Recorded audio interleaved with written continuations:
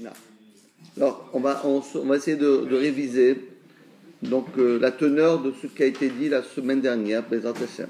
Alors, rappelez-vous, on avait vu quelque chose de vraiment fantastique, à savoir, on avait vu que lorsqu'il y a deux soukhotes qui sont une sur l'autre, bien qu'a priori, dans notre petite tête, on aurait pu penser, c'est caché, une souka sur une souka, que demande le peuple? Une souka, plus une souka, plus une souka, 10 soukot, Kenyabou, Shumit Nadev, 20 soukot, Shumit Nadev, 100 soukot, Shumit Nadev, 2000 soukot. Pourquoi non? Malgré tout, la Torah vient de dire non, il faut une souka, pas deux soukot. Pourquoi? Parce que dans la Torah, c'est écrit Chagasukot, mais ça se lit Chagasukat. Et donc la Torah a mis attention, il faut une protection, pas deux protections. Et donc c'est pour cela, lorsqu'une personne elle est sous une souka, elle n'a qu'une souka sur la tête, le scar c'est bon. Mais si elle construit une souka sur une autre souka, ça ne marche pas. Pourquoi? Parce que automatiquement, cette fois-ci, qui c'est qui va le protéger? Pas là, son toit, son vrai toit, c'est le toit qui est supérieur. Donc c'est la souka supérieure qui va protéger la personne qui se trouve en bas. Donc par contre, s'il monte d'un étage, il se retrouve dans le premier étage, à ce moment-là ça marche, parce que lui qui a utilisé le scar de la souka du bas comme plancher de la souka de haut, donc combien il a de scar lui sur la tête, donc c'est caché. Donc c'était ça qu'on avait vu la semaine dernière, et après on avait fait des exercices. On avait vu Rabbi Yirmiyah. Il a dit on peut trouver des cas où les deux sont cachers, les deux sont pas saouls, ça d'en haut est cacher, ça d'en bas est pas saoul, ou bien le contraire, ça d'en haut est pas saoul, ça du bas est cacher. Nous avons fait comme ça un exercice. Donc c'était très sympathique. Et maintenant, la Gemara va essayer de finir, elle va donner trois options pour déterminer qu'est-ce qu'on appelle une souka sur une souka. Donc on a deux étages, comme vous voyez dans le dessin. Une première souka, celle du bas, elle n'est pas saoule. Pourquoi? Parce qu'il y a un scar qui est au-dessus d'elle, et celle du haut est cachère. Pourquoi? Parce qu'elle n'a qu'un scar. D'accord? Mais quand on dit une souka sur une souka, la souka supérieure, quel est l'espace, quelle est la hauteur qu'elle doit avoir pour être considérée comme une souka qui ne rentre pas sous la souka d'en bas? L'espace entre le plancher qui est le scar de celle du bas et le scar du haut, où c'est écrit Kshera, cet espace-là, d'accord? Donc la souka supérieure. Quel est l'espace qu'il faut y avoir pour considérer que nous avons deux scars? Parce que imaginez-vous un instant, hein. Vous allez mettre des branches sur votre scar. Et les branches, il y a toujours un peu d'espace entre une branche et une autre branche. C'est pas un tapis. Bon, aujourd'hui, c'est vrai qu'on met comme des tapis, donc pas de problème. Mais imaginez-vous que vous allez couper des bambous, vous allez mettre un sur l'autre comme ça. Il y aura aussi un petit centimètre entre un bambou et l'autre. Alors vous allez dire aussi, là-bas aussi, c'est une souka. C'est quoi l'espace minimal qui est considéré comme un espace suffisamment important pour considérer que j'ai deux toits? Pour avoir deux toits, il faut y avoir un espace. Parce qu'on peut avoir un toit avec plusieurs épaisseurs. On dit voilà, j'ai un espace en bas, espace A, et en haut j'ai l'espace B.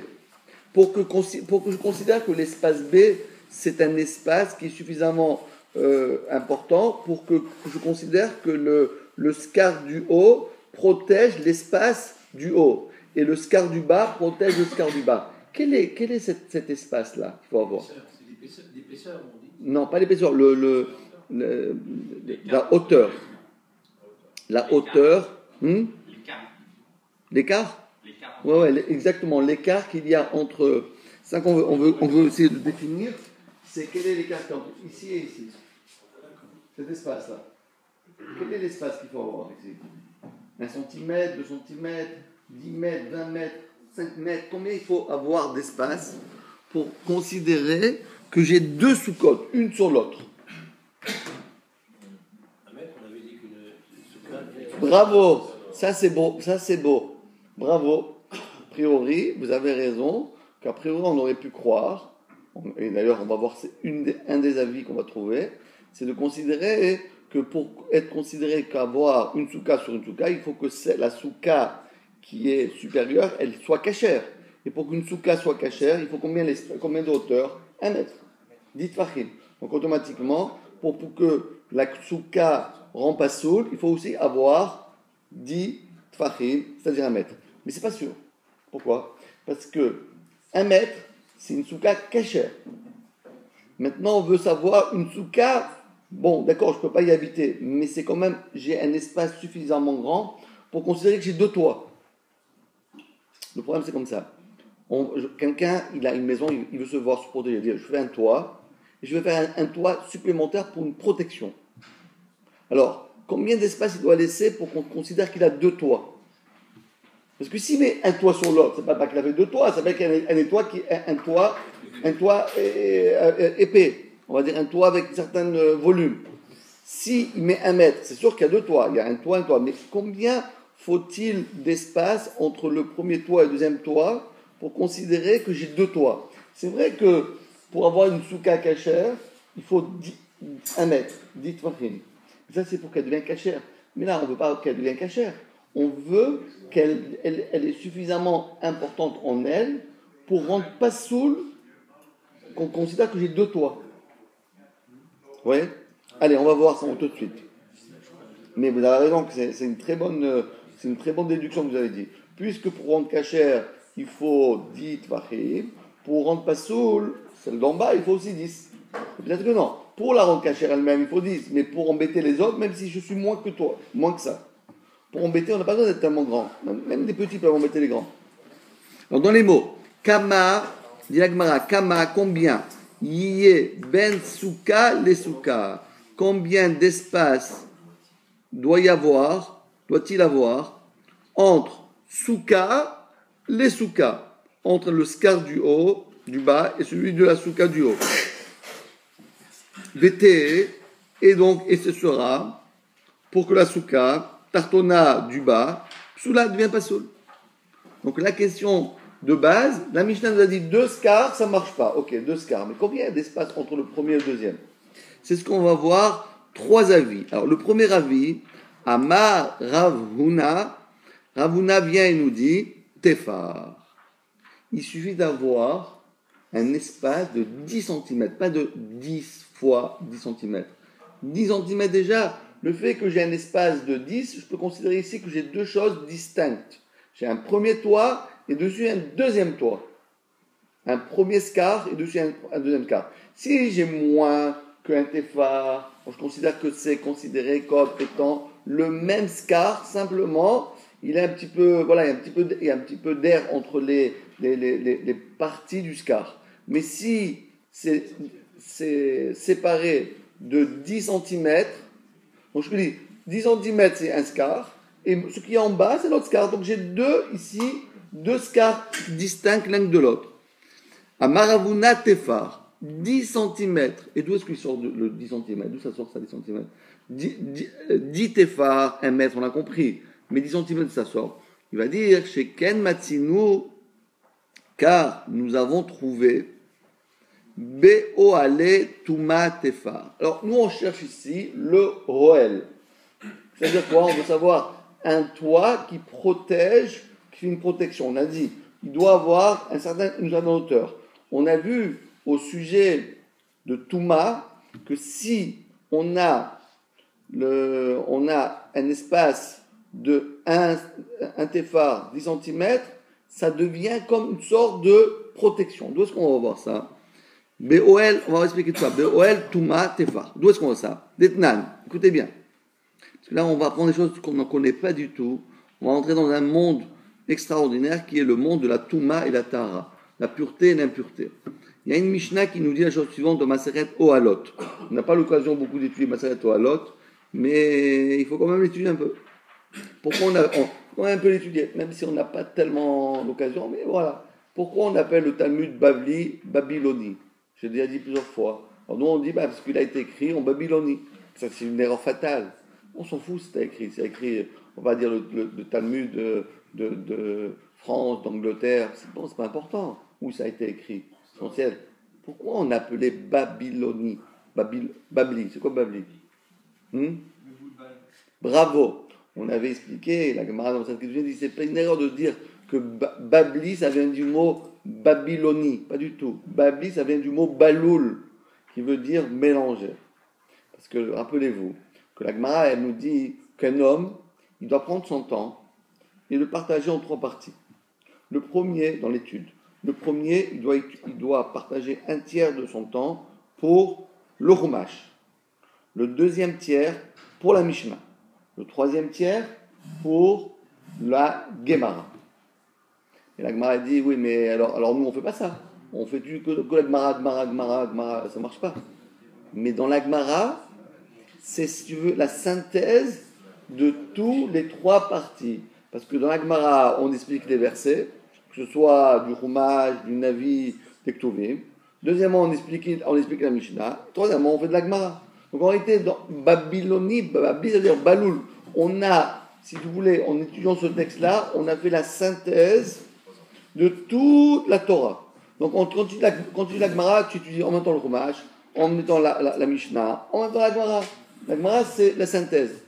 Donc, cette fois-ci, aujourd'hui, la preuve, c'est qu'on va prendre maintenant une Maseret Ohalot. Qui c'est qui aurait pu arriver à Maseret Ohalot? Et voilà, on va cliquer maintenant, tac, tac, Ohalot. Pourquoi? Parce que, rappelez-vous, la Mishnah est partagée en 6 parties.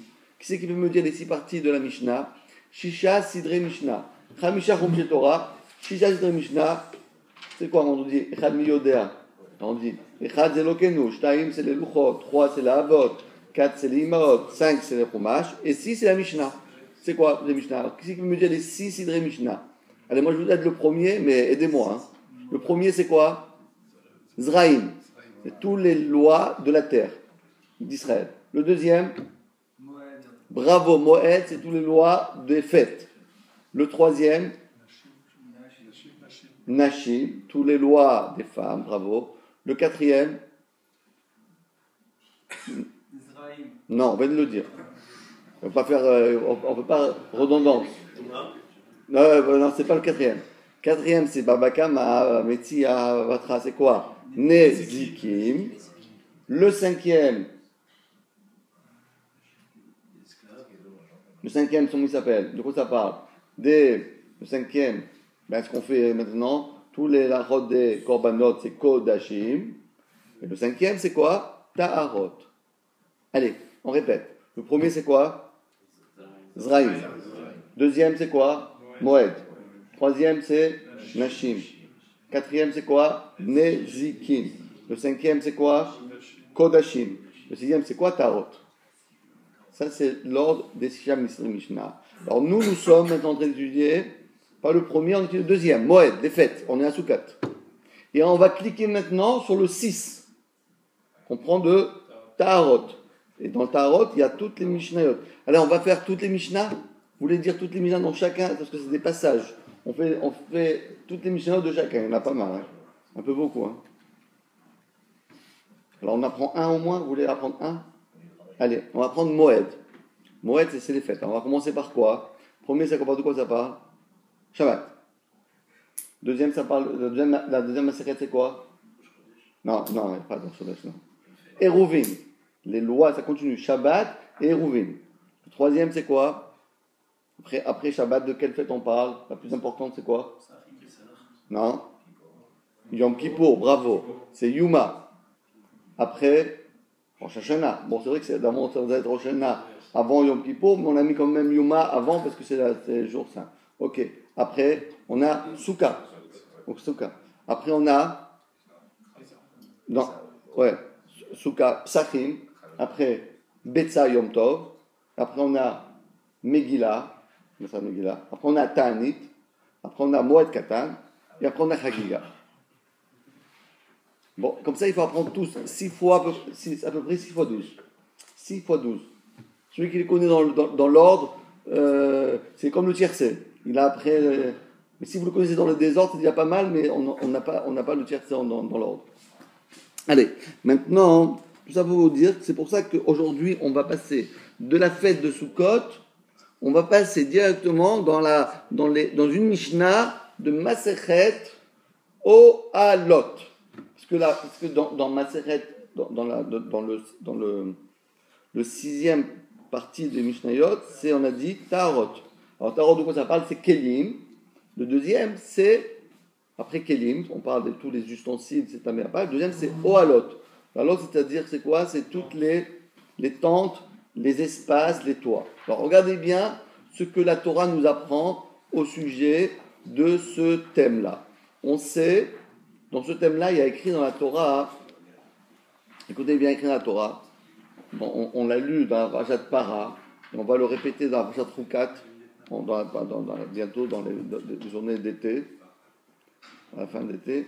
On va apprendre comme ça. Kol Asher Yavo Baoel Yetame. Si jamais il y a un mort, lo alenu, ou bien une partie d'un mort, qui se trouve dans une tente, tout ce qu'il y a dans la tente, je vais tamé. Mais je ne touche pas. Pour se rendre tamé, il y a deux manières. Ou bien je le touche, alors à ce moment-là, s'il touche qu'un mort, quelqu'un est tamé. S'il est tamé, on est obligé de faire la paradouma. Mais plus que ça, la Torah dit, même si tu n'as rien touché du tout, tu ne l'as pas touché, mais tu es rentré dans une maison dans laquelle il y avait une personne qui est décédée, la lacha est que cette personne-là devient tamée. Je n'ai pas touché. Même quelqu'un ici, même pas, c'est derrière une armoire ou même dans une chambre qui n'est pas du tout en contact. Malgré tout, le fait qu'on a un toit commun, ça devient tamé. D'ailleurs, c'est pour cela que dans les hôpitaux en Israël, les religieux en tout cas, ils ont un gros problème. Pourquoi? Je vous explique pourquoi. Parce que nous juifs, ça nous dérange pas trop d'être en contact avec des gens morts. Parce que de toute façon, ça nous fait sûrement, ça nous interdit de rentrer au Beth Amikdash avec la Touma d'un mètre. Mais pour un Kohen, pour lui, c'est excessivement grave. La preuve, c'est que la paracha de la semaine, c'est la paracha est mort. On dit attention Kohen, ne rentre pas en contact avec un mort. Alors en Israël, on a un gros problème. En France, c'est pas tellement grave parce que dans les hôpitaux, c'est vrai, il y a des morts, mais c'est pas des juifs. Donc ils n'ont pas eux la touma comme ça. C'est seulement sur la touche. Mais il n'y a pas la touma Oel. Mais en Israël, il y a des gens qui malheureusement qui décèdent. Ce qui est encore pire, c'est dans des maternités. Des fois, il y a des fausses couches, etc. Alors imaginez-vous qu'il y a Monsieur Cohen, sa femme, elle vient d'accoucher, elle rentre dans l'hôpital pour accoucher les Mazator, et en plus c'est un petit garçon. Imaginez-vous. Et il arrive devant l'hôpital et dit attends, mais attention, est-ce que je dois rentrer? Est-ce que je dois rentrer? Il dit oui, parce que dans la salle d'accouchement, il n'y a pas de mort. Heureusement, pas au prochain. Tout le monde est en bonne santé. Oui, mais peut-être, il y a eu ce matin une fausse couche. Et donc, qu'est-ce qui s'est passé? Ils ne vont pas encore évacuer. Ils se trouvent dans une des chambres, ou bien même au 3e étage, ou bien au moins 3, ils l'ont mis là-bas parce qu'il y a un endroit où ils déposent ça pour l'instant, à ce moment, jusqu'au moment où ils enterrent, etc. Le Cohen, il rentre. Il ne peut pas rentrer. Mais dans ce cas, il peut aller nulle part. N'importe où il peut aller. Il peut avoir une bête qui est morte avant le matin, ou un truc comme ça, c'est invivable, Rav. Ah, très bien, mais alors c'est comme ça on peut aller nulle part. Mais non, mais il y a une différence. Pourquoi? Parce que dans un hôpital, ça dépend dans quel endroit, hein. Dans les hôpitaux, on a fait des statistiques et on sait pertinemment que dans une journée, il y a tant et tant d'avortements, il y a tant et tant de fausses couches, il y a tant et tant de naissances, etc. Donc le gars, il sait, quand il rentre là dans cette affaire, il sait que voilà, 30%, 40% de choses, ou 20%, etc. Donc là, il doit... Alors qu'est-ce qu'on fait? C'est un gros problème. Le gars, il ne peut pas rentrer. Il ne peut pas rentrer. Il dit, attends, je vais aller accompagner ma femme au accouchement, je ne peux pas rentrer, c'est quoi cette histoire? C'est impossible. Qu'est-ce qu'ils ont fait? Alors le truc, c'est qu'ils ont fait, avec ces halakhot là qu'on va voir, des sortes de protection. Il y a des systèmes qui font que la touma est bloquée. Alors que la touma, elle veut passer, on la bloque. Et ça, comment on fait pour bloquer? Alors c'est très intéressant. Comment on fait pour bloquer la touma? Parce qu'a priori, la touma, elle se propage partout. On ne peut pas la débloquer. Alors on va voir aujourd'hui comment on va faire pour bloquer la touma. On va voir comment on fait pour que la touma elle se propage et comment on va faire pour bloquer la touma. Et dans ce cas-là, c'est ce qu'ils ont fait. Alors, un des systèmes que je vais vous dire, on ne parle pas de ça, qu'ils ont mis en place en Israël, que ce soit à Jérusalem, à Netanya, ou bien à Nebra et dans tous les autres hôpitaux qui sont très religieux, ils ont fait quoi? C'est-à-dire qu'on ne peut pas ouvrir une porte avant que l'autre porte elle s'ouvre. C'est un peu comme comme des sas. Dans ce cas-là, on le fait passer dans la deuxième porte, mais c'est pas une porte qui est communicante.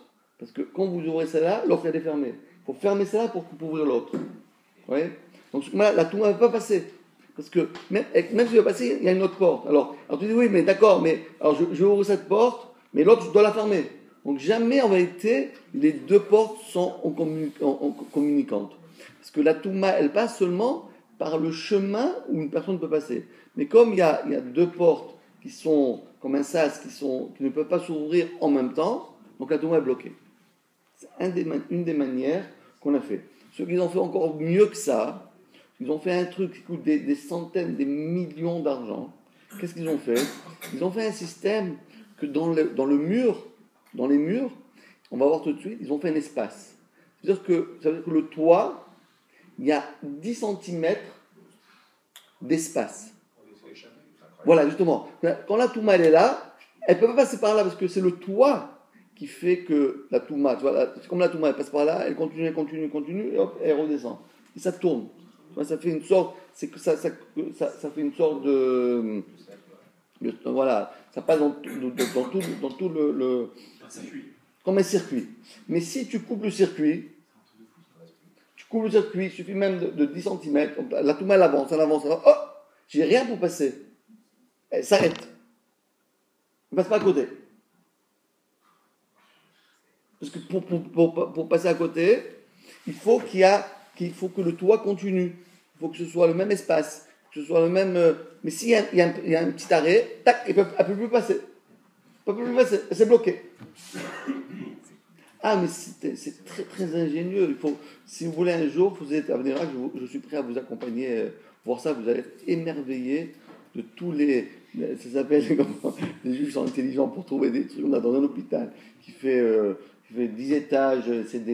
Ils ont trouvé un système pour tout bloquer, cette porte par rapport à la porte. Ici, tu fais un truc comme ça.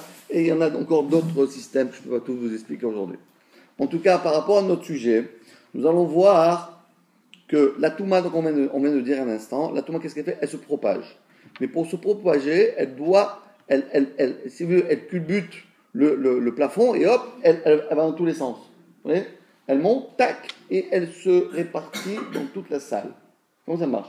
Bokea veole. Bokea, ça veut dire elle va comme un faisceau, elle monte, et elle trouve un toit, elle dit où je vais? Je ne peux pas partir, j'ai un toit. Qu'est-ce qu'elle fait? Elle se propage autour du plafond, et elle redescend dans tous les murs, et elle revient par terre, et hop, et ça retourne comme ça. C'est ça le système de la touma.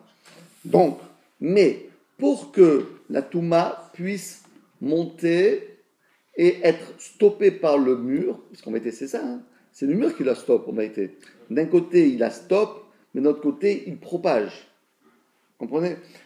Il faut que le toit, il ait au moins la grandeur de 1 téphar. 1 téphar. S'il a 1 téphar, donc ça monte et ça continue sur 1 téphar. 2 téphars, alors ça redescend. 3 téphars, ça redescend. Alors donc automatiquement. Donc on va bien comprendre. Si maintenant voilà, imaginons-nous ici, toute cette bande-là, on va dire voilà, la lumière, toute cette bande-là, c'est 1 téphar. Je mets quelque chose ici de tamé. Celui qui se trouve là-bas au fond, il est tamé. Pourquoi? Parce que j'ai un toit de 1 téphar, 10 cm d'épaisseur, et la touma, elle va monter, elle trouve un toit de 10 cm, elle continue, tout le toit, et tant que le toit, il tourne par ici, elle tourne par là, elle tourne par là, elle continue, elle vogue suivant le toit, mais à condition que le toit, la partie qui est la partie supérieure, il a 10 cm. Mais imaginez-vous un instant que ce toit-là, il avait 9 cm,9. Il n'avait pas 10 cm. Il n'avait que 9,9. Qu'est-ce qu'il fait la touma? Elle monte. Ah, elle trouve un toit de 9,9. Elle dit, un toit de 9,9, mais je peux pas aller là-bas. Je reste qu'ici. Vous comprenez? Pour se propager, elle a besoin d'avoir un toit qui a au moins un téphar.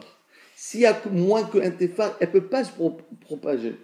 La touma, elle est bloquée, elle ne reste que l'endroit en face où se trouve le toit, pas plus. Elle ne peut pas aller à droite, elle ne peut pas aller à gauche, elle ne peut pas continuer.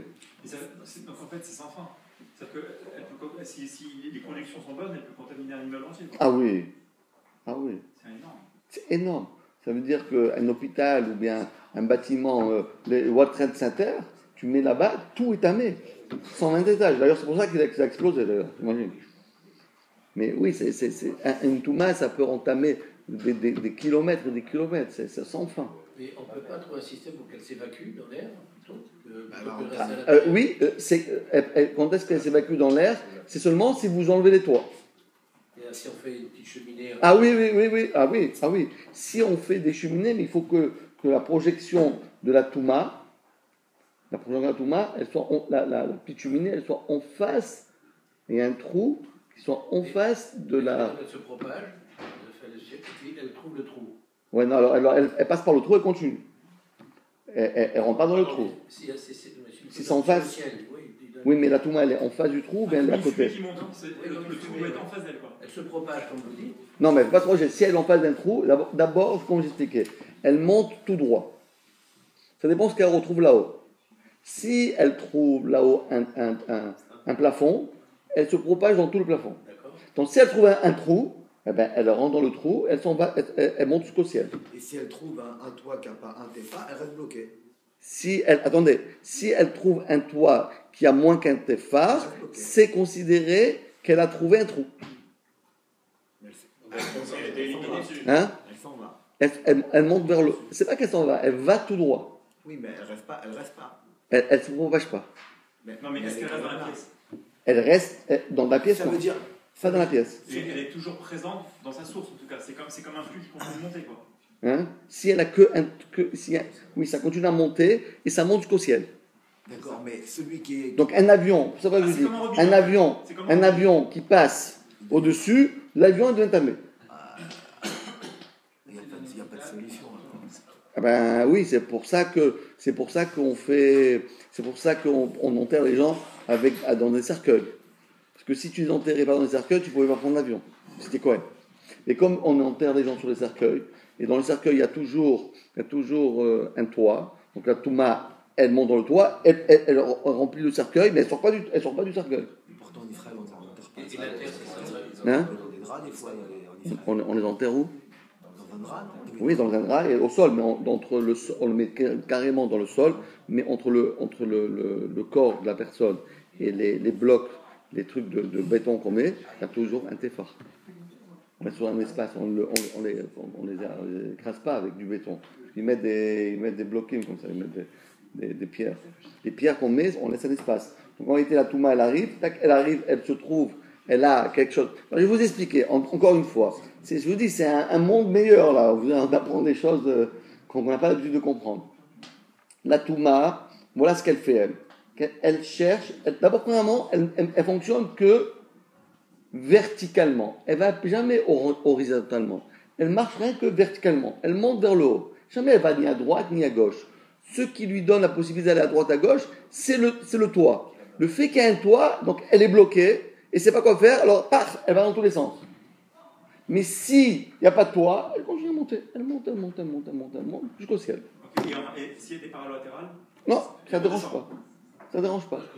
Non, mais ça, elle va pas changer de pièce. Ah non, elle jamais. cherche qu'à monter, en fait. Elle cherche qu'à monter. Quand tu la bloques là-haut, alors elle se propage à droite, à gauche, dans tout l'endroit où tu mets un plafond. Ça veut dire que cet endroit-là, enfin là, on va prendre. Cet endroit-là, il peut être tamé. Moi, je suis à 1 mètre, je ne suis pas tamé. Ah ouais, même 1 millimètre. Si par exemple, on va prendre un cas, le gars ici, là, au milieu, il y a un trou là, on va enlever le plafond, la petite en verre là, on ouvre, on peut mettre quelque chose qui est tamé en bas, la touma va monter, et nous on est là, le Kohanim peut rester ici, tranquille, il n'y a aucun problème. Alors qu'il y a un mort ici. Mais mettons que la source de la touma, elle est ailleurs que le trou. Elle va monter, elle va trouver le plafond, elle se propage. À un moment donné, elle rencontre le trou. À ce moment-là, s'échappe. Non. C'est pas. Non, elle va contourner le trou, elle va continuer. Comment? cimetière, il n'y a pas de toit. Pourquoi le cimetière, il n'y a pas de toit? Si, il y a un toit. Dans un cimetière. Oui, il y a un toit. Bah oui, ça. Oui, le cercueil, c'est le toit. Ouais, mais elle est bloquée du coup. Oui, c'est pour ça que ça ne montre pas ce que c'est. Donc il pourrait rentrer. Pourquoi il ne peut pas rentrer? Qui c'est? Le Cohen. Le Cohen, il a le droit de rentrer. Il n'a pas le droit de rentrer. Il n'a pas le droit de rentrer parce qu'on a peur qu'il va toucher. Oui, parce qu'on a dit attention, M. Cohen, ne t'approche pas de 2 mètres autour d'un mort, parce que tu risques tu vas te dégringoler, tu vas le toucher. Mais, même des fois dans les cimetières, on met des barrières et le Cohen passe. J'ai vu une fois un Cohen entouré de gens comme ça qui se mettaient autour de lui. Oui, ça aussi, on peut faire ça aussi, une méchitza qui le protège. On peut faire ça une méchitza. Parce que le problème, c'est le Cohen, dans le cimetière, il a le droit de rentrer, mais il a le droit de toucher les tombes. Mais les Ramim nous ont dit attention, tu peux rentrer, mais ne t'approche pas trop, parce que si tu t'approches trop, tu vas faire un mauvais pas et tu vas tomber, tu vas toucher le cimetière, tu vas toucher la tombe. La tombe tombale, etc., la pierre tombale, etc. Donc tu te mets un peu à l'écart. Donc en vérité, dans les cimetières, il y a une route pour le Cohen. Il y a des routes. Alors c'est stupide quand des fois on les voit attendre dehors à l'extérieur du cimetière. Parce que malheureusement, on fait, par exemple dans les cimetières en Israël, qu'est-ce qu'ils font? Il y a des routes pour les Cohen. Avec un mur sur les côtés. Un mur sur le côté, donc il passe sur le côté, et on a calculé entre les tombes et le mur, et le passage, il y a moins que 2 mètres. Il y a plus que 2 mètres. Comme ça, on dit, voilà, même tu passes là, même si tu tombes, tu ne vas pas tomber 2 mètres. Même si tu es par terre, tu ne mesures pas 2 mètres, le gars. Il mesure 1m80, donc 2 mètres, c'est bon. Mais il a le droit d'entrer. Ben oui. Oui, parce que le cimetière, il n'est pas tamé. C'est toucher le mort qui est tamé. Et s'approcher d'une tombe, c'est ça qui est un problème, de peur que tu vas tomber. Mais en vérité, même Minatora, il a le droit de frôler, de passer devant les tombes. Mais Ramadan, il ne fait pas ça, parce que si tu te colles, après tu vas toucher, tu vas ta main, tu vas toucher, tu vas tamer. Mais sinon, il a le droit, on va passer. Si le cimetière n'est pas tamé, pourquoi on se lave les mains en sortant d'un cimetière? Non, parce que nous, on rentre. Nous, on touche. Nous, on touche. Si vous passez dans un cimetière et vous restez à moins de 2 mètres de tombe, vous n'avez pas besoin de lever les mains. On se lave même parce que on s'est approché de plus de 2 mètres. Si vous passez par le chemin des Kohanim, pas de problème. Vous passez et vous n'avez pas de problème. Par contre, écoutez bien, regardez bien que dans tous les cimetières, il n'y a pas d'arbres. En tout cas, quand il y a des arbres, il y a des gros problèmes. Pourquoi? Parce qu'imaginez-vous, je vais vous expliquer. Imaginez-vous qu'il y a un arbre qui à moitié, il se propage sur les tombes, et l'autre partie, il est derrière le mur, et le Kohen y passe. De l'autre côté, en voiture même. D'accord? Regardez bien ce qui va se passer. La Touma, qu'est-ce qu'elle fait? Elle va monter, d'accord? Elle va monter sur l'arbre. Mais l'arbre, c'est comme un toit. L'arbre, c'est comme un toit. Donc elle va réaliser, elle dit hop, je vais de l'autre côté. Et le gars, il passe par là-bas, et il va se rentamer le Kohen. C'est pour ça qu'en général, on coupe les arbres. En tout cas, on les élague les arbres pour pas que ça passe de l'autre côté du cimetière. Parce qu'en passant de l'autre côté du cimetière, tu ne sais même pas que c'est un cimetière, tu passes dedans, tu reçois une tuile sur la tête. Mais Raph, je comprends pas. Même comment la Touma elle peut monter, puisqu'on a dit que le cercueil faisait office de blocage de tout. Ah oui, bravo. Normalement, alors ça dépend. Normalement, c'est ok. Mais c'est pas toujours qu'ils ont enterré de cette manière. Il y a des fois, surtout en France, que des fois, entre le cercueil et le corps, il n'y a pas 10 cm. Des fois, ils font des cercueils qui sont très, très... Alors, en Israël, ils font très attention à ça. Ils laissent toujours 10 cm entre les briques qu'ils mettent dessus. Et, parce que là-bas en Israël, on enterre directement sur la terre. Dans la terre. Qu'est-ce qu'on fait? Une sorte de brique. Et après, on fait comme une sorte... C'est comme un cercueil, mais en brique. Et après, on met le corps, et dessus, on met encore des briques, et dessus, on met le sable. On fait attention d'avoir largement 10 cm. Mais des fois, les cercueils français, c'est pas toujours... ils ne font pas attention à ce petit détail, 10 cm, des fois il y a 9 cm, des fois 8 cm, pas tellement attention là-dessus. Et là, il y a un gros problème. Combien de temps reste la Touma dans une chambre? À tout jamais. C'est-à-dire quand là, quelqu'un est mort dans son appartement. Ah non, dès que la Touma part, c'est fini. Quand le mort part, la Touma part avec lui. Ah, quand le mort il part, ça part. Ah oui, ça reste pas, même pas une seconde. C'est la Touma, c'est la Touma qui émane. La Touma émane de la Touma. Quand le mort il sort, la Touma elle est partie, il n'y a plus de Touma. Plus de Touma. C'est des kélim qui sont en droit qui gardent la Touma, s'ils sont impurs. Voilà, maintenant, la maison est devient Tahor, mais les ustensiles qui étaient à l'intérieur de la maison, eux, ils deviennent tamés et il faut les amener au mikvé. Aujourd'hui, ça n'existe pas, ça. Aujourd'hui, on s'en fout, il n'y a pas les kélim, ils ne sont pas tamés. Parce qu'aujourd'hui, il n'y a plus de paradouma. D'accord?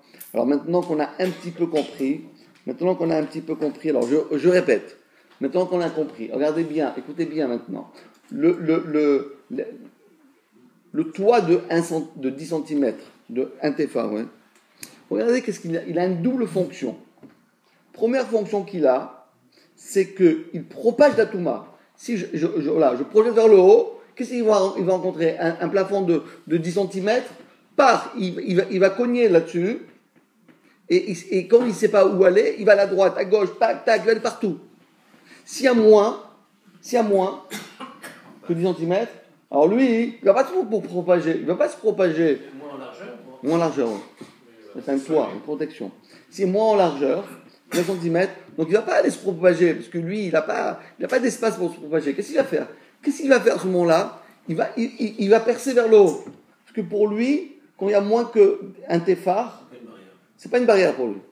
Donc il transperce cette barrière et il va monter vers le haut. En même temps, je vais vous poser une question. Regardez, imaginez-vous bien, maintenant c'est un cas vraiment extraordinaire. Il y a quelqu'un, il y a une touma ici. En haut, il y a moins que 10 cm. Il y a un deuxième étage. Et sur ce deuxième étage, il y a une personne. Un Kohen là-haut. D'accord? La Touma, qu'est-ce qu'elle fait? Imaginons-nous, d'abord, on va prendre le cas. Imaginons qu'il y a un téphar. Donc, la Touma, elle monte, elle dit, j'ai un téphar, qu'est-ce que je fais? Je suis cogné. Si je me suis cogné, donc je me propage à droite, à gauche. D'accord? Je me propage partout. Mais je ne monte pas en haut. Donc le Kohen qui habite au premier étage, au deuxième étage, il est protégé. Il dit, il y a tout mal en bas, mais moi, je suis protégé. Maintenant, si on restreint, si on a un téphar, ça ne monte pas en haut, mais par contre, ça se propage en bas. Maintenant, si on fait moins grand, moins qu'un téphar, qu'est-ce que ça fait? Ça se propage en haut, mais ça ne se propage pas en bas. Donc ça dépend. Le Kohen, des fois, il faut qu'il monte au deuxième étage, et des fois, il faut qu'il reste dans le rez-de-chaussée. Parce que ça dépend de l'espace qu'il a, la Touma. Si la Touma, elle a un téphar, mon cher ami, sors d'ici, par le plus vite possible. Donc si elle est moins, si c'est moins, mais au contraire, reste ici, monte pas là-haut. Si tu montes là-haut, tu vas te faire avoir. Pour être tranquille, il faut qu'il habite au rez-de-chaussée. Mais si au sous-sol, ça dépend. Non, si au sous-sol, il n'y a rien. On parle on dit que le rez-de-chaussée. Non, rez-de-chaussée, c'est pas bien, parce que s'il habite au rez-de-chaussée, et si la Touma est au rez-de-chaussée, il est foutu. Non, si lui, il habite au rez-de-chaussée, il n'y a pas de Touma. On parle du principe qu'il n'y a pas de Touma. D'accord. Et donc il y a une Touma là-haut. Ouais. Le premier, ça ne peut pas descendre, vous avez dit, donc il est tranquille. Ah oui, tranquille. Par exemple, en Israël, qu'est-ce qu'ils font? Imaginez-vous qu'il y a des gens qui décèdent dans leur appartement en Israël. Alors tout de suite, la première chose qu'ils font, c'est d'avertir tous les Kohanim de quitter les lieux. Parce que, imagine, sauf s'il habite, comme tu dis, au plus bas. Mais toutes les personnes qui habitent plus haut, ils doivent tous partir. C'était très rigolo parce qu'il y a des cas de figure extraordinaires. Le gars à 4h du matin, il est en train de dormir, il reçoit un coup de fil. Qui c'est qui me dérange à 4h du matin? C'est pas possible, les Israéliens, ils sont pas civilisés. Ils me téléphonent à 4h du matin, je dors. Et ça sonne. Allô, monsieur Cohen, quittez les lieux. Attendez, moi j'ai en pyjama. Mais partez vite. Attendez, je m'habille. Mais partez, il y a une Touma. Tu vois les Kohanim qui montent à courir en pyjama. C'est déjà propagé, il faut partir très vite. Oui, il faut tout de suite. Ah, tu dis, c'est déjà propagé parce que mais chaque seconde qui reste. Ça, c'est une très bonne question. Tu dis une super question parce qu'il faut comprendre comme ça. La Touma, c'est pas t'es tamé et c'est fini. La Touma, c'est comme ça. Ça te touche, tac. La Touma, c'est comme un laser. Tac. Hein? On peut lui échapper. Non, tu veux dire que c'est pas que tu vois là, je suis tamé, je suis foutu. Allez, tant pis, je suis tamé. Il faut partir. Mais si tu restes, c'est pas que tu reçois une décharge. tu reçois chaque seconde une autre décharge, une décharge, deux décharges. La touma, elle monte et elle tac. C'est comme un circuit électrique. La décharge, elle est non-stop. C'est-à-dire que tu es bombardé de décharges.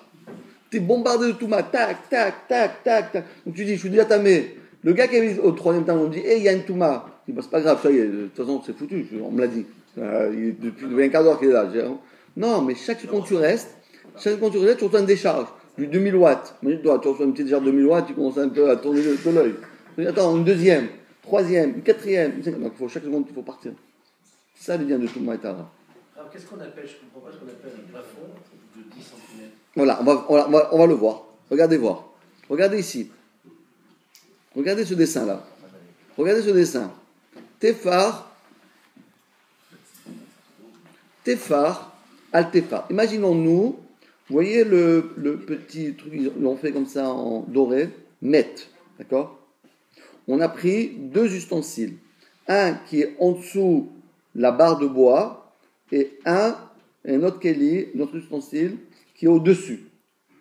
Alors regardez bien. Si la barre de bois, elle a 10 cm d'épaisseur, c'est-à-dire de longueur plutôt, de longueur, non pas de longueur, de largeur, excusez-moi. Il a 10 un tefar de largeur. Et à part ça, regardez écrit en bas tefar, un tefar, la flèche en bas, vous voyez la flèche en bas, un tefar. Si vous mettez le met en bas, alors qu'est-ce qu'il va faire? La touma, elle va monter. Ok? Elle va rencontrer un mur, un plafond de combien? Voilà, de tefar. Qu'est-ce qu'elle va faire? Elle va se propager tout le long de cette barre. Donc tous les kélim, même s'ils sont éloignés au fond de cette barre. Qu'est-ce que c'est qu'un plafond d'un tefar? Ouais, une barre. Dans la souka, c'est comme ça. Vous mettez des. Plusieurs barres. Ouais, plusieurs barres. Donc sous cette barre, il y a le touma. Chaque barre fait moins d'un tefar. Voilà, exactement. Donc alors à ce moment-là, vous mettez un ustensile en dessous. La touma, elle continue tout le long de cette barre. Et hop, elle va toucher à 1 km, à 200 mètres. Le kéli qui est là-bas, tac, il est rendu tamé. Mais le kéli qui est en haut, même s'il est en dessous, en dessous de sa tête, c'est pas grave. Qu'est-ce que tu dis? Il faut que la barre, elle soit d'un tefar et que ça soit un matériau plein, forcément. Non, on a dit l'arbre, Il peut y avoir quelque chose, peut-être 5 cm, et puis une distance, mais que ça soit pas forcément un matériau plein. C'est ma question. Bah non, c'est quoi plein? Je comprends pas. Qu'est-ce que ça s'appelle plein? Ça veut dire, là, la barre là, qui fait un tefar, Ouais. là, on voit bien que c'est du bois. Ouais. D'ailleurs, il y a du bois, il y a quelque chose. Ah non, même si elle est vide. Même si elle est vide, Peu importe. Même si elle est vide. Peu importe. C'est un tube, quoi. Ouais, c'est un tube, c'est ça met aussi. Elle doit faire un tefar cube ou alors c'est. On a compris que c'est l'épaisseur. Non, c'est pas l'épaisseur qui nous importe, c'est la largeur. C'est la largeur. Donc, La largeur. c'est pas sur l'épaisseur pure, c'est sur la largeur. La largeur qui est Il faut qu'elle importante. Donc elle peut avoir 2 cm d'épaisseur, mais si elle a 10 de large, Exactement. elle va se propager tout le long de la pousse. Exactement. Excusez-moi, c'est comme un faux plafond en fait. Le plafond lui-même, il peut faire 1 cm ou 2 cm, mais l'étage qui est au-dessus, il peut faire, peu importe, 3 ou 10 cm, mais il y a ici un espace entre les deux. C'est ça, il faut deux paramètres. Il faut de l'espace entre, exactement, un faux plafond. L'espace entre deux d'au moins un tefar, et à part de ça, il faut la largeur d'un tefar. Ça devient tout un mer. Regardez un peu, c'est rigolo. Donc, là, dans ce cas-là, qu'est-ce qui va se passer? Donc, tout le long de la poutre, jusqu'au bout, ça va être amé. Mais ce qui est au-dessus de la poutre, c'est taor. Dans le cas inverse, si maintenant c'est moins qu'un tefar, soit la largeur, elle est moins d'un tefar, soit la hauteur est moins qu'un tefar, qu'est-ce qui va se passer? Donc, lui, il va pas continuer. Parce qu'il n'a pas assez de place pour être. Il va percer. Il va percer vers le haut. S'il perce vers le haut, qu'est-ce qui va se passer? Le kéli qui est en haut, c'est un. Mais attention, c'est seulement celui qui est en face. Mais s'il est un peu éloigné, ça ne pose pas de problème. Parce que lui, encore une fois, la touma, elle fonctionne que verticalement, jamais horizontalement. Rien que c'est quoi? Ça veut dire quand ça rebondit, c'est par ça émane, par ricochet. Lorsque elle ne peut pas passer, alors elle ne sait pas quoi faire, elle tape, et quand elle ne sait pas quoi faire, elle s'éparpille tout le long de la poutre. Mais si la poutre, est moins qu'un téphar, donc moi je sais quoi faire. Tout le monde dit, mais je sais quoi faire. Moi je transperce cette poutre et je vais jusqu'au ciel. Mais jamais je vais aller de manière horizontale ou bien en biais, direct droit, tout droit, 90 cm, 90 degrés, 90 degrés. Il faut faire un match comme un vraiment tout droit, pas oblique. Ça. Alors maintenant qu'on a cliqué sur Kodashim, vous entendez? C'est incroyable. Qu'est-ce qui va se passer? On dit, mais on voit, dans Touma, c'est quoi l'espace qu'on dit qu'il faut avoir un téphar de largeur et un téphar de hauteur. Donc on voit que la hauteur pour que la Touma elle se propage est de combien? Un téphar. Donc je peux faire la même chose pour la Souka. Que si j'ai un scar A et dessus je mets un scar B, d'accord? Scar A et scar B. Donc on va dire, combien d'espace il y a entre le A et le B? Un téphar. D'où est-ce que j'apprends ça? Parce que je vois ici la Touma, que dès qu'il y a un espace quelconque, la Touma, elle se propage. Donc ça s'appelle un espace pour que la Touma, elle se répartit à travers tout cet endroit-là. Donc de la même manière que je vois au sujet de la Touma et Tara, c'est quoi l'espace requis d'après la Torah pour que ça se propage? C'est un téphar. La même chose aussi pour la Souka. Voilà la première idée que les Chachamim donnent. Maintenant, on va faire en deuxième, parce qu'on n'est pas encore arrivé là, parce que c'est 55. Mais pour la Souka, ils n'ont pas pris en compte les paramètres de la largeur des scars. C'est-à-dire, je ne sais pas si c'est plusieurs lattes. La largeur. Après, on a parlé de la hauteur. Oui, c'est voilà, ça. La largeur. Ils ont fait le parallèle entre les deux cas, la Touma et la Souka, ils auraient pu aussi parler de la hauteur et en même temps de la largeur du scar. S'il y en a deux qui sont superposés. Pas 70 cm. Oui, c'est ça qui dit 70, parce que normalement il faut 70 ou 70. Oui, si c'est plusieurs barres qui constituent un scar. Oui, mais il faut 70, c'est un scar de 70 et élevé de 10 cm. Parce que si c'est pas 70 c'est rien que 60 sur 60, ben 50 sur 50, c'est pas un scar déjà. On dit souka, al-gabé souka, c'est un souka, il faut que ce soit un scar. Mais combien d'espace? C'est un téphar. Deuxième avis, écoutez bien, Rav Rizda, Veraba Baravuna Amre, Arba. C'est pas vrai. C'est pas un téphar, c'est 40 cm. C'est pas 10 cm, c'est 40 cm. Ah ouais, d'où ça vient 40 cm ça? Alors, les 10 cm, on l'a trouvé au sujet de ce qu'on appelle de la Touma. Mais 40 cm, d'où ça sortit ce truc-là de 40 cm? Oui, il dit chez Lo Matinu Makom Chashuv Pachot Miarba. On ne trouve jamais une zone importante de moins de 4 fachim. Ça veut dire quoi? Alors, je vais vous donner deux exemples pour l'instant. Vous savez que lorsque quelqu'un, Shabbat, il est dans la rue. D'accord? Donc, s'il sort Shabbat un objet de chez soi dans la rue, il a fait une très grave interdit, ça s'appelle sortir Shabbat, entrer-sortir. D'accord? Maintenant, écoutez bien. Qu'est-ce qu'on appelle la rue et qu'est-ce qu'on appelle chez soi? Bon, alors, chez soi, c'est une maison. La rue, c'est la rue. Mais dans la rue, il peut y avoir des chez soi.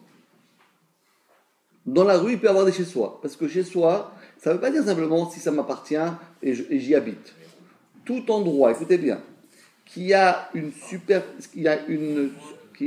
superficie de 40 cm sur 40 cm sur une hauteur de 1 mètre est considéré comme chez moi.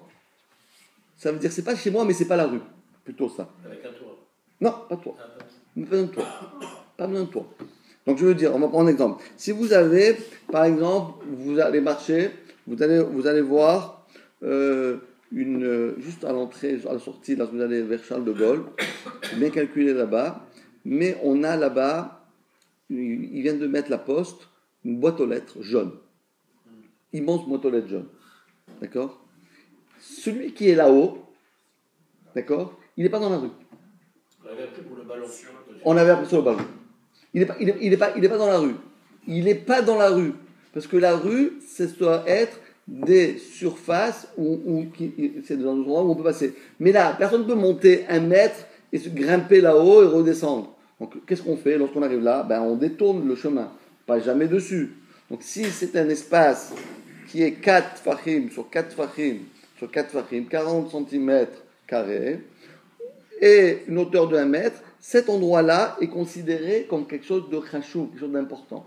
Donc, nous voyons ici que chaque fois 4, c'est très important pour considérer qu'on est dans un espace à part. Il y a l'espace public, il y a l'espace privé, et il y a l'espace qui n'est pas public. Et comment on va définir? On va définir par, dès qu'il y a 4 sur 4, on dit voilà, ça c'est important, ça c'est déjà chachou. Je vais prendre un autre exemple. Par exemple, imaginez-vous que vous faites la tfila. Il y a quelqu'un qui est derrière vous qui fait le Shemona Esrei. Est-ce que vous avez le droit de faire Oseh Shalom lorsqu'il n'a pas fini? Sûr que non. Il faut attendre qu'il finisse pour faire Oseh Shalom. Parce qu'on ne peut pas rentrer quand on fait Oseh Shalom, on ne peut pas le cogner. Et même si vous ne le cognez pas, et vous arrêtez un petit peu avant de lui rentrer dedans, on marche arrière, c'est quand même interdit. Vous interdit. Parce qu'à Tramot, exactement. Mais imaginez-vous un instant que vous êtes un qui fait la tfila, le Chazan qui fait la tfila devant la teva. Et il y a une personne qui fait la tfila derrière la teva. Et le Chazan n'a pas fini. Et celui qui est derrière la teva, il a fini. Est-ce qu'il a le droit de faire Oseh Shalom? Oui. Pourquoi oui? Séparation. Hein? Une séparation. Quelle séparation? Bravo. Mais la teva, pour qu'elle fasse une séparation, quels sont ces... Alors, bon exemple. Si tu as une chaise devant toi, tu as le droit de faire Oseh Shalom? Non. Pourquoi une chaise oui et la teva, pourquoi la chaise non et pourquoi la teva oui? Et si par exemple, je te pose une question, tu as cette table là que tu as devant toi, ça marche ça? Non.